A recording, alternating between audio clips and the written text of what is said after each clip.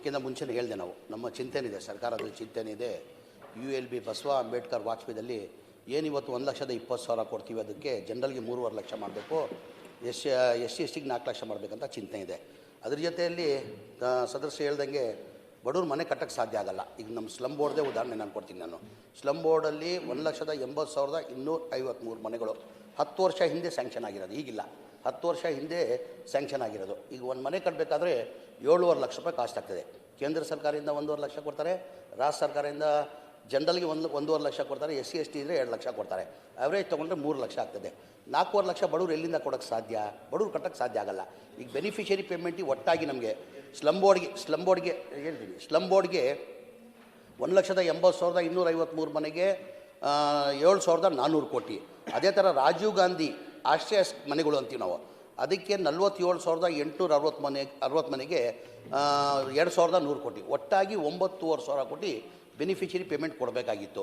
ಬರೀ 10 ವರ್ಷದಲ್ಲಿ ಬೆನಿಫಿಷರಿ ಬರೀ ಕೊಟ್ಟಿರೋದು 310 ಕೋಟಿ ಕೊಟ್ಟವ್ರೆ. ಯಾರು 5,000 ಕೊಟ್ಟವ್ರೆ, 10,000 ಕೊಟ್ಟವ್ರೆ, 15,000 ಆದಮೇಲೆ ಬಡವ್ರು ಕೊಡೋಕ್ಕೆ ಸಾಧ್ಯ ಆಗಲ್ಲ.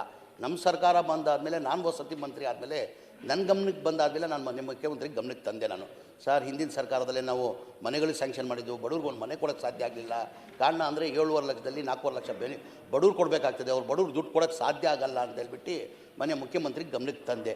ಮನೆ ಮುಖ್ಯಮಂತ್ರಿಗಳು 2-3 ರಿವ್ಯೂ ಮೀಟಿಂಗ್ ಮಾಡಿ ನೀನು ಹೇಳ್ತಾರೆ ಸತ್ಯ ಕಣ ಅಂತ ಹೇಳ್ಬಿಟ್ಟು 2024 ಕ್ಯಾಬಿನೆಟ್ ತಂದು ಅಪ್ರೂವ್ ಮಾಡಿ ಸರ್ಕಾರ ವತಿಯಿಂದಾನೆ 4 ಲಕ್ಷ ರೂಪಾಯಿ ಕೊಡಬೇಕಂತ ತೀರ್ಮಾನ ಮಾಡಿ, ಹೋದ ವರ್ಷದಲ್ಲಿ ನಾವು 10 ವರ್ಷದಿಂದ ಒಂದು ಮನೆ ಕೊಟ್ಟಿರಲಿಲ್ಲ ಸನ್ಮಾನ್ಯ ಅಧ್ಯಕ್ಷರೇ, 36,789 ಮನೆಗಳು ಕೊಟ್ವಿ.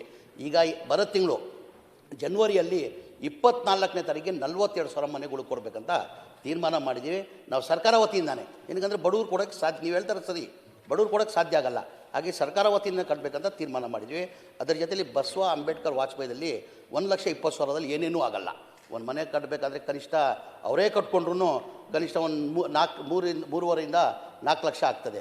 ಅವ್ರು ಬಡವ್ರು ಪಾಪ ಎಲ್ಲಿಂದ ತರಕ್ಕೆ ಸಾಧ್ಯ? ಹಾಗಾಗಿ ತೊಂದರೆ ಕಷ್ಟ ಆಗ್ತಾಯಿದೆ.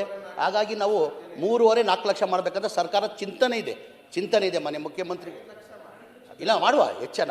ಈಗ ತಾವು ಒಂದು ತಮ್ಮ ಸರ್ಕಾರದಲ್ಲಿ ತಾವು ಒಂದು 3 ಲಕ್ಷ ಮಾಡಿದ್ರೆ ನಾವು 5 ಲಕ್ಷ ಮಾಡ್ಬೋದಾಗಿತ್ತು. ತಾವು ಆ ಚಿಂತನೆ ಅದು ಮಾಡಿಲ್ಲ. ತಾವು 5 ಲಕ್ಷ, ನಾವು 4 ಲಕ್ಷ, 1,20,000 ಇಲ್ಲ ಅದು ಬರೋರೆ ಯಡಿಯೂರಪ್ಪ ಇಲ್ಲ ಮಾಡಿ ಒಳ್ಳೇದೇ, ಬಡವ್ರಿಗೆ ಎಷ್ಟು ಮಾಡಿದ್ರು ಒಳ್ಳೇದು.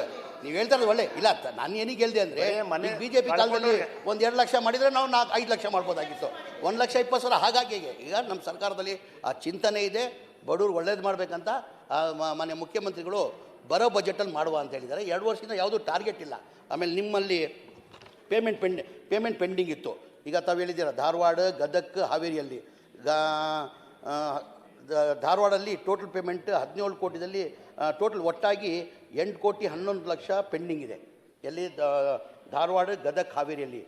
ಕೇಂದ್ರ ಸರ್ಕಾರ ಅದು ಗದಗ, ಧಾರವಾಡ ಎಲ್ಲ ಸೇರಿ ಒಟ್ಟಾಗಿ 33 ಕೋಟಿ ಪೆಂಡಿಂಗ್ ಇದೆ. ಸಾಫ್ಟ್ವೇರ್ ಸ್ವಲ್ಪ ಸಮಸ್ಯೆ ಇತ್ತು, 1 ತಿಂಗಳಲ್ಲಿ ಆ ಪೇಮೆಂಟ್ಗಳು ರಿಲೀಸ್ ಮಾಡಿ.